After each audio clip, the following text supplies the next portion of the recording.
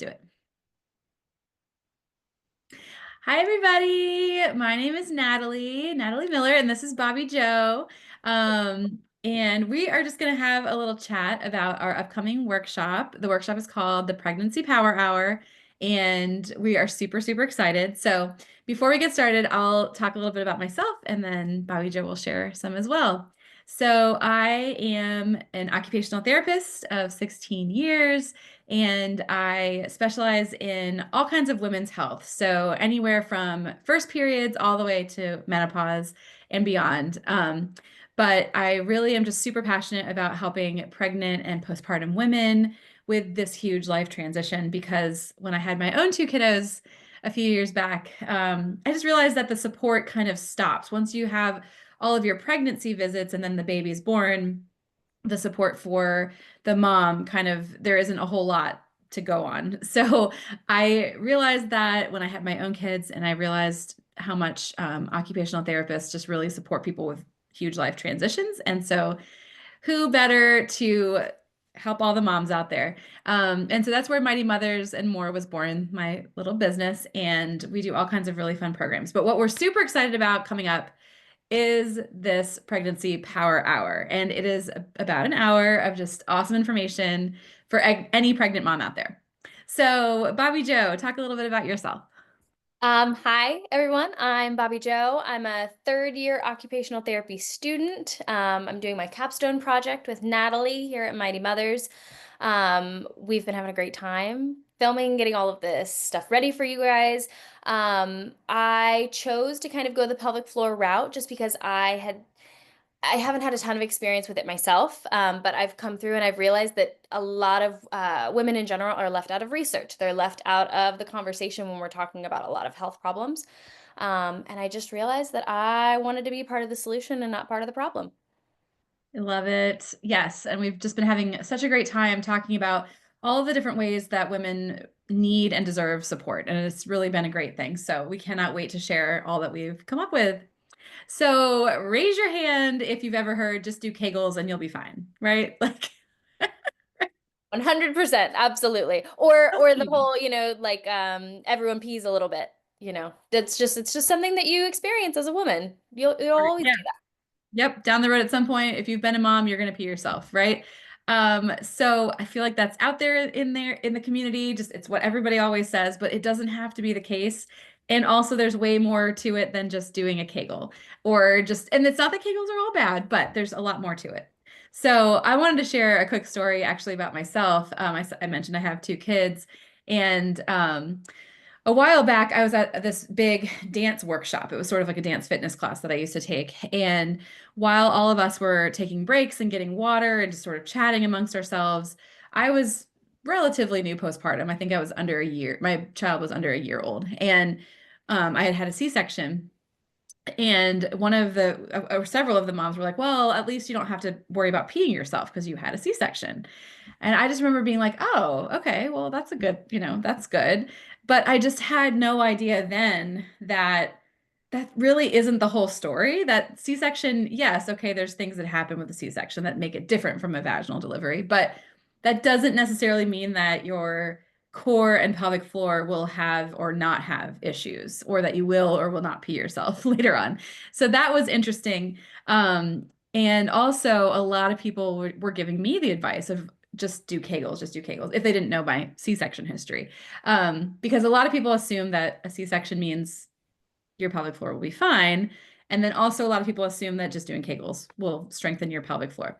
And so the more I've learned, the more pelvic floor classes I've taken over the years and just people, moms I've talked to and supported, there's just so much more to it. And men have pelvic floors too. They can also have issues. Anyone can have issues. So all of these strategies are really useful for pretty much any human, but especially people who go through pregnancy and birth because their bodies just change so much. So just little tidbits of information there about me. So yeah, so now you know why this is where this all came from. It came from just a passion of, I've experienced some of these things myself, or a lot of friends have experienced some of these things where they feel like, okay, something is happening and I don't know if it's normal. I don't know if it's common. I don't know if if it can be helped. I don't know if I will be listened to if I go to the doctor, if I go to the healthcare professional. Maybe they'll just be like, oh, that's normal and not help me, right? Because we don't talk Well, about it enough. and speaking of that, I actually went a few years ago to my gynecologist. I was just having some like painful intercourse and a couple other things going on, and I had mentioned it to my provider, and I had said, I'm in school and I've learned that pelvic health therapists are available and that they can help with these things. And he said, "Oh, no, they can't help you with that." And I was like, uh, actually, they can. They definitely can. They really can. And that's such a good point. Like there are pelvic floor therapists out there who can help with so many issues. It's not just peeing yourself. It's yes, it's pain with any kind of sexual activity. It's if you feel bulging, if you have any kind of all kinds of different issues can be going on and pelvic floor therapists can support that. The tricky thing is that a lot of people don't know that, but a lot of healthcare practitioners don't know that too. And they also don't know that the pelvic floor therapist can have a physical therapy background or an occupational therapy background. It doesn't have to be one or the other. So yeah, it's tough. You have to really advocate for yourself and say like, just get me a prescription for it. It's fine. I'll go myself, you Right. know? So no, that's a really good point. Um, and yeah, so we created this program because we're just so passionate about helping women find the support they need and also to feel prepared. So when you're in pregnancy, there's so many unknowns and you don't really know even what questions to ask because you haven't really gone through it yet.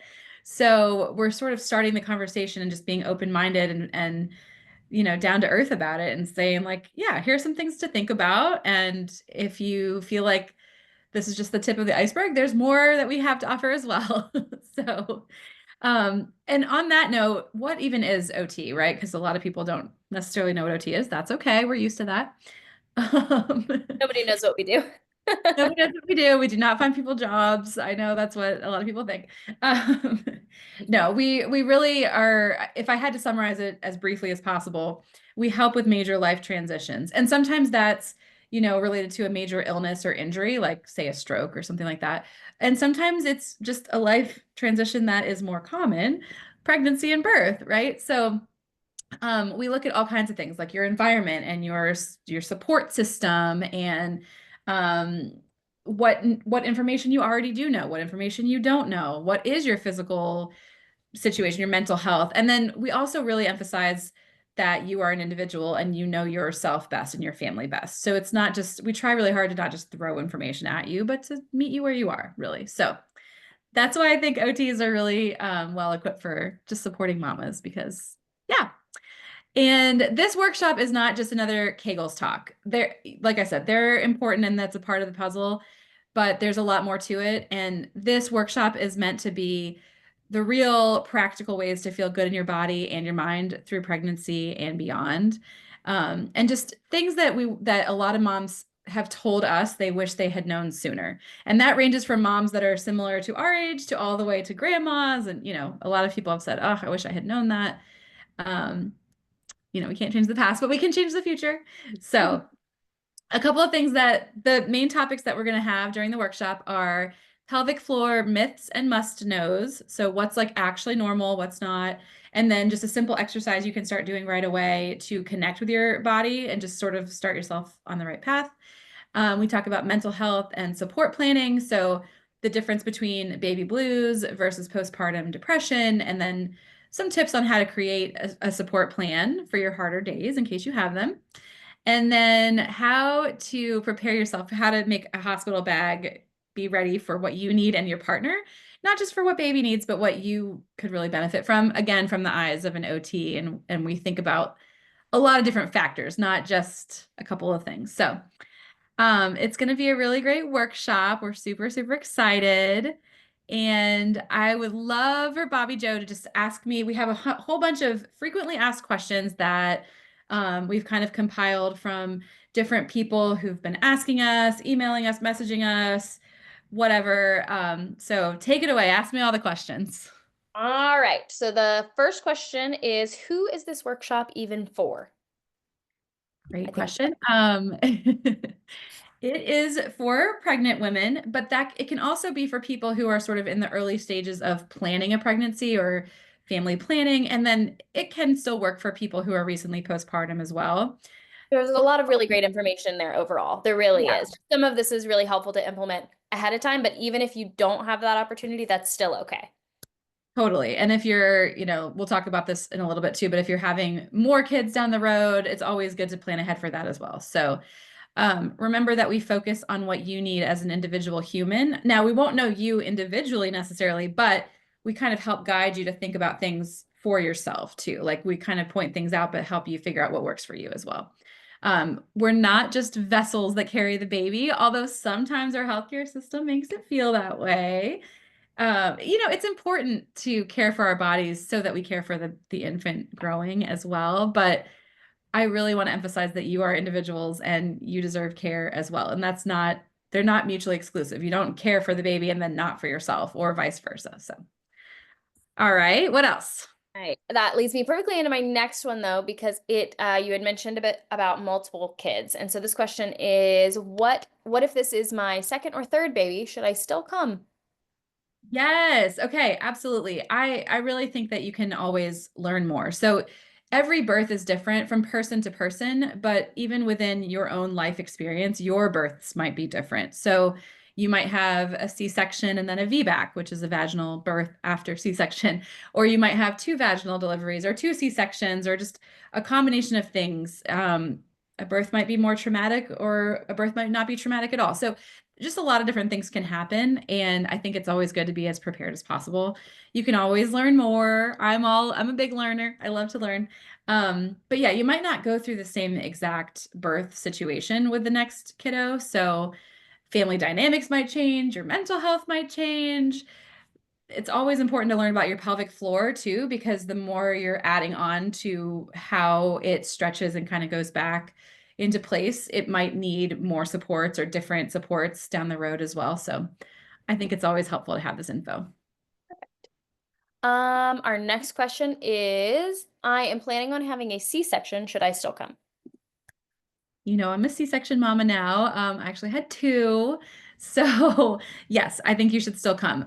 There's actually a lot of misconceptions. I kind of touched on this that C-sections don't affect your pelvic floor. But in reality, if you think about it, the baby is growing, and so your body is growing and pushing out on your core and your pelvic floor before the baby even arrives. So, regardless of what type of delivery happens, your body is still going through all kinds of changes. Um, a C-section versus a vaginal delivery just put different strains and pressures on your body compared to each other, but not necessarily one doesn't say the other won't, affect your pelvic floor or your core.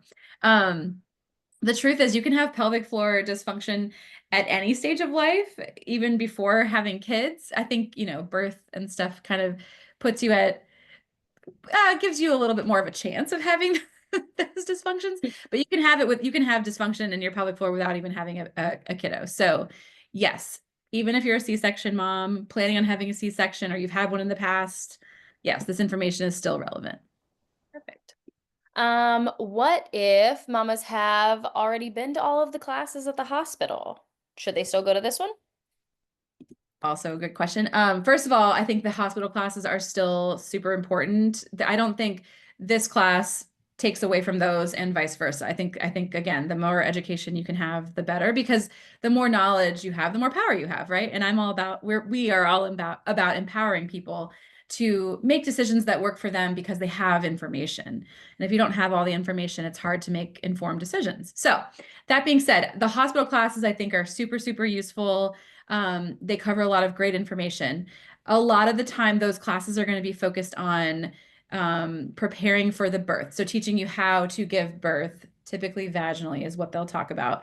They will also talk about how to care for the newborn, so basic newborn care, and then also how to feed your baby, breastfeeding. But those classes are not going to necessarily get into the long-term planning for your body and your mental health. So as far as, what you can do for your pelvic floor and core now and later, ways to set yourself up for having more tools for managing your mental health, things like that. They're not really thinking long term. They're more thinking like how to get the baby to arrive and be cared for safely. Again, totally important, right? Um, but not necessarily focused on you as an individual and your well-being for now and for years down the road. So this won't take away from those classes, and those classes won't take away from this. All of the knowledge is important. Okay, we have a question here. Is this only for people who live in Virginia, since your business is located in Virginia? Yeah, the main I guess the hub where I work out of is in Virginia. Headquarters. Yeah, and that is where I have my occupational therapy license. But the workshop and our programs and things are education based and sort of wellness, just information based. So they're not giving direct occupational therapy services. That's sort of a different situation where we would look at your medical charts and evaluate you and go through a whole process and set specific goals. This is more information based, and so it actually is reaching everybody. It's virtual. It wherever you want to join, please do. I happen to live in Virginia, but anyone can join. Hey. Okay. What makes this workshop different from all of the free information that I can find online? So great, so great. Today is or this, nowadays it's just there's so much information online, and that's a great thing, and it can also be a scary thing because first of all, you don't know, Dr. Google can be scary. Um, and we don't always know where the information's coming from. Sometimes you have to dive deeper and just go into very deep rabbit holes to figure out if Google is even accurate. And then of course there's other moms who are sharing things on social media. And while all that information can be helpful, and I'm an advocate for community and conversations, but also just remember that each mom has their own experience and their own background that led them to those experiences too. So if you're looking for specific facts, it's tough sometimes. So the difference here is that this is practical, it's expert led, and it discusses real life strategies that you can choose to use if you want to put in your toolbox. It's not just Googling, information that may or may not be kind of accurate, right? So plus you get activities and a worksheet to help set you up for success and make it more customized to what you will need. Yeah. Great. Okay, we have two more questions. I'm busy. Is this really worth my time? Oh my gosh, aren't we all? We're so busy. I would say yes, it is. It's your decision, of course. But I think one thing to consider is that yes, it is an hour of your time, but hopefully this hour of your time on the front end will save you hours of stress and confusion and overwhelm down the road. Because at the very least, I want you to go home with just, okay, what questions do I have or what support do I still need? Instead of waiting until a baby comes and you're kind of swamped and exhausted and even more hormonal than ever, and it's just like, where do I even turn? I don't know who to look for. What supports are out there? You know what I mean? So none of that is to scare anyone. It's just to put it out there that I think knowledge is power, and having some preparation is always helpful, in my opinion. So if you can make the time for it, I think it's worth it. I couldn't agree more. Okay, and then the last one, which I do think you've touched on, but just in case, will I learn things that actually apply to me?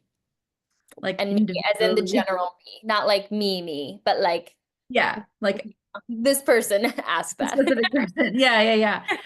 I think so. I think so. Again, like OTs, we really try to help you not just learn information, but realize how it can apply to you or how it might not apply to you. So we encourage you to be informed and be kind of make decisions like, okay, I want to take all of this in, but at the end of the day, is this going to work for me?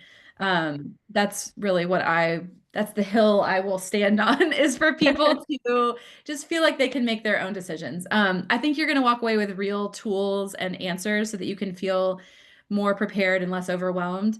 Um, like we said, we're going to go over some pelvic floor must-knows, mental health support, real life hospital bag packing, and things like that, but also give you ways of customizing that and personalizing it. So it's not just like throwing random facts at you. So I think you can apply it to yourself. I hope you can. But again, if you feel like you need to make decisions for yourself, I will always advocate for that. Yay, is that all the questions? Yeah, that's all I've got here, I think. Yep, that is all of the main questions. It encompassed most of them. Yep. Okay, cool. Well, yeah, if anyone has any more questions, you can reach out. I will post my contact information. We want you to feel like you have your questions answered before you commit to coming to something, of course.